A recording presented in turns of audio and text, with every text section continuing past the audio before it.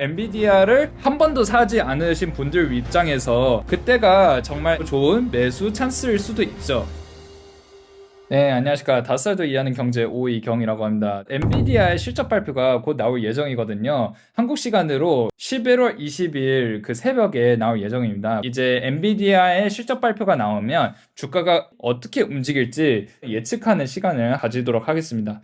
제일 가능성이 높은 시나리오는요, 이 주가가 이렇게 올라가는 거거든요. 지금 주가가 한 185 정도 있는데 여기서 조금 올라가지 않을까라는 생각이 좀 들어요. 목표는 이제 220까지거든요. 근데 제가 봤을 때 220까지 올라가는 거는 좀 무리일 것 같고요. 시간이 지나서 뭐 220까지 올라갈 수 있겠지만 어찌됐든 이제 조금 올라갈 거라는 생각이 좀 들기도 합니다. 이제 안 좋은 시나리오를 갈 텐데요. 예를 들어서 실적 발표가 생각보다 안 좋아요. 매출, 영업이익을 예상한 것보다 밑으로 갔다라고 하면 그때 주가가 빠질 수도 있는데요. 많이 빠져봤자 제 생각에는 한 여기까지 빠질 것 같은데요. 165까지 빠질 것 같은데 그게 왜 그러냐면요. 지금 여기 파란색 선 보면요. 이게 뭐냐면 200일 평균선일 거예요. 그 떨어지면 여기서 계속 지지를 해줄 것 같아요. 그런데 이제 200일 평균선 지나고도 그래도 여기는 그 저항선이 있거든요. 200일 평균선을 뚫고 여기 저항선까지 이렇게 떨어질 수도 있는데 대충 봤을 때 150에서 165 사이까지 만약 떨어진다면 떨어질 수 있는데 그때가 정말 엔비디아를 한 번도 사지 않으신 분들 입장에서 그게 바로 좋은 매수 찬스일 수도 있죠. 물론 그게 진짜 좋은 매수 찬스인지는 그때 봐야 되겠지만 여기 저항선하고 200일 평균선보다 더 떨어지잖아요. 그러면 물론 이런 일을 거의 0.0000001%의 확률이 있지만 아무튼 이게 여기까지 떨어질 수 있거든요. 노란색 선 보이지 않습니까? 여기가 한 120달러 선이에요. 이거는 진짜 AI 버블은 터졌다. 뭐 예를 들어서 뭐 그런 뉴스가 터져야 되는데 그럴 가능성은 거의 없고, 근데 말씀드렸듯이 제일 확률이 높은 게 뭐냐면 여기서 조금 이제 올라간다. 그게 좀 가능성이 높을 것 같습니다. 자, 그래서 이번 주에 엔비디아에서 무슨 일이 일어난지 한번 보겠습니다. 엔비디아에 대해서 아무것도 모르시는 분들은 제가 엔비디아에 대한 동영상을 미리 만들었어요. 이제 엔비디아에 투자하기 전 이제 그 기본 상식 그 만들었는데 참고하시면 될 것 같습니다. 자, 그래서 저는 이제 엔비디아하고 TSMC에 대해서 얘기를 할 건데요. 엔비디아는 반도체 GPU를 설계하는 회사거든요. TSMC는 이 설계하는 거 가지고 직접 만들어요. 이제 TSMC는 이제 최근에 무슨 발표했냐면요. AI 시대니까 다들 반도체를 더 많이 사고 싶어 하는 것 같아. 그래서 TSMC가 뭐라고 하냐면요. 우리는 가격을 10%에서 20% 사이로 올리겠다라고 얘기를 했어요. 그래서 엔비디아 입장에서 어떻게 하겠어요? 그렇게 썩 좋을 수는 없어요. 왜냐하면 이제 엔비디아가 내야 하는 돈이 좀 더 많아지니까. 그런데도 불구하고 엔비디아가 TSMC한테 어떻게 부탁했냐면요. 뭐 가격 올려도 상관없으니까 그냥 많이 만들어줘. 왜 엔비디아는 많이 만들어달라고 했을까요? 엔비디아는 많이 만들어줘야지 더 많이 팔 수 있거든요. 삼성전자 뭐 이런 데 팔고 뭐 현대자동차 뭐 이런 데 많이 팔겠죠. 그래서 어찌됐든 이 현상을 보면서 이제 무엇을 알 수 있습니까?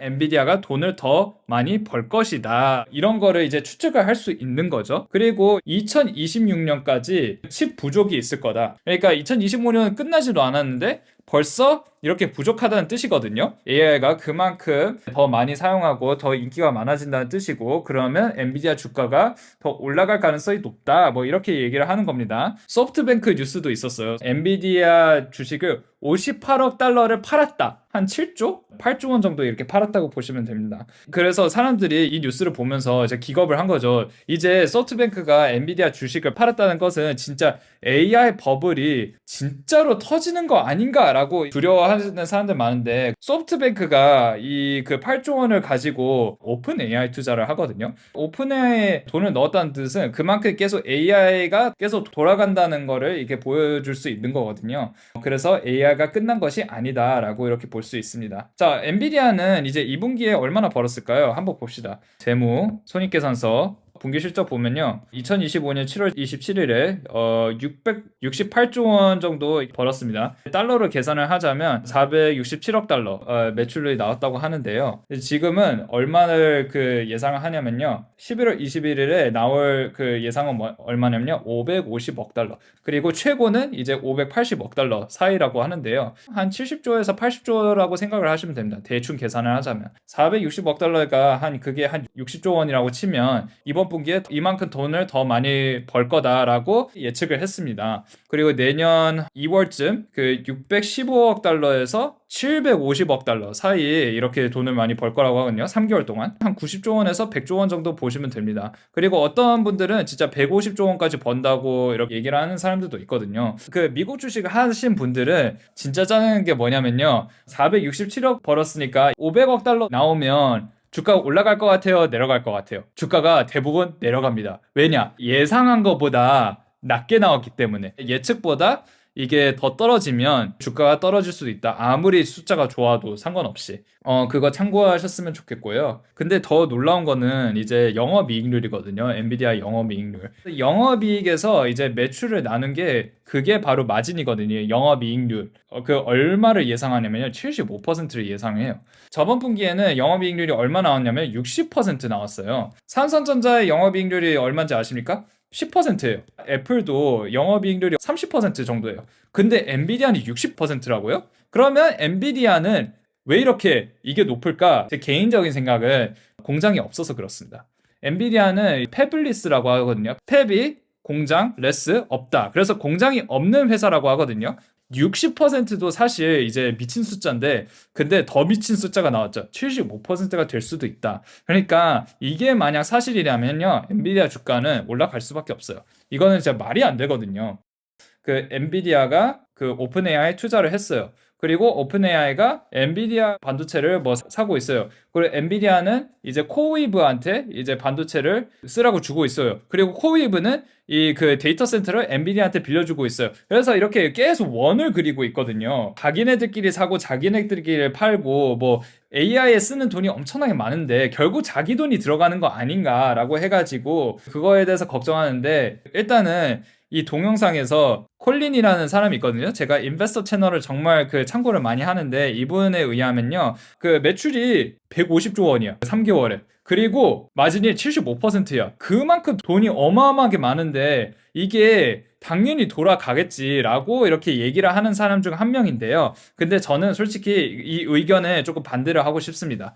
왜냐하면요. 엔비디아는 돈이 많아서 문제가 없어요. 근데 문제가 어디 있냐면요. 저는 개인적으로 오픈 AI에 있다고 생각을 합니다. 오라클에도 있다고 생각을 하거든요. 왜냐하면 오라클은 대부분 부채가 400%예요. 자기 돈이 없어요. 오라클은. 심지어 오픈 AI한테도 돈을 빌려가지고 데이터 센터를 그 운영을 하고 있거든요. 근데 자 보십시오. 저는 개인적으로 오픈 AI에서 모든 문제가 있다고 생각을 하는데 오픈 AI는 1년 매출이 12조 원 정도 되고요. 그 1년 손실이 한 20조 원 된다고 알고 있습니다. 이거 정확한 숫자는 기억이 안 나요. 돈을 많이 잃고 있는데도 불구하고 지금 오픈 AI 프로젝트는 이제 얼마나 필요하냐면 2030년까지 1경 4천조 원이 필요하거든요. 그리고 지금 올해 필요한 돈이 1,400조 원이에요. 엔비디아한테 300조 원을 이미 받았어요. 근데 나머지 1,100조 원은 어디서 나온 겁니까? 저는 이게 진짜 궁금합니다. 오픈AI가 예를 들어서 이런 회사들하고 계약을 했거든요. AMD, 뭐 아마존 이런 회사들하고 계약했는데 어떻게 계약했냐면요. 우리한테 반도체를 주잖아? 그러면 나중에 현금을 이만큼 줄게. 그리고 너의 주식을 1센트, 10원인가? 하나당 10원에 살게. 그렇게 거래를 하자라고 하면 오픈AI는 그러면 AMD가 주가가 올라가면서 이게 돈을 번다는 뜻은 결국 그 돈이 없다는 뜻이고 나중에 계약했으면 지금 돈이 없다는 뜻이잖아요. 심지어 젠슨 황도 동의했어요. 이렇게 계약을 했냐? 왜냐하면 오픈AI가 돈이 없어서 그렇다. 이거는 실제로 그 기사 찾으면 나와요. 그래가지고 이게 뭐 내일 모레 당장 터진다 이거는 아닌데요. 근데 시간이 지나면 지날수록 이게 진짜 큰일 날 거라고 생각을 하는데요. 근데 이제 이게 TMR을 말씀드리자면 박종훈 기자님의 그 지식 한방을 보시면요. AR 버블은 결국에는 정말 엄청난 현금이 있기 때문에 특히 엔비디아가 엄청난 현금이 그 받쳐져 있기 때문에 이게 쉽게 터지지는 않을 거다. 하지만 언제 터지냐면요, 인플레이션일 때. 아니, 인플레이션하고 물가 상승하고 이거하고 무슨 상관이냐라고 할 수도 있는데, 물가 상승이 이게 지속적으로 되면 무슨 일이 일어나죠? 그 연준이 무엇을 하냐면요, 금리를 올린다는 뜻이거든요. 아무튼 그래가지고 금리가 올리면요, 어느 회사가 제일 큰일 나는 거죠? 대출이 많은 오라클이죠. 오라클이 일단 1등 타깃이에요. 그 다음에 오라클이 터지면 이제 여기도 터지고 이제 여기도 터지고 이제 서서히 터진다고 그 생각이 들거든요. 만약 그 설명이 좀 더 필요한 내용이 있으면요, 그러면 댓글에 남겨주세요. 그러면 제가 친절하게 설명을 해드리겠습니다. 아무튼 오늘 여기까지 하겠습니다. 오늘도 시청해주셔서 감사드리고 구독, 좋아요, 알림 설정 부탁드리겠습니다. 감사합니다.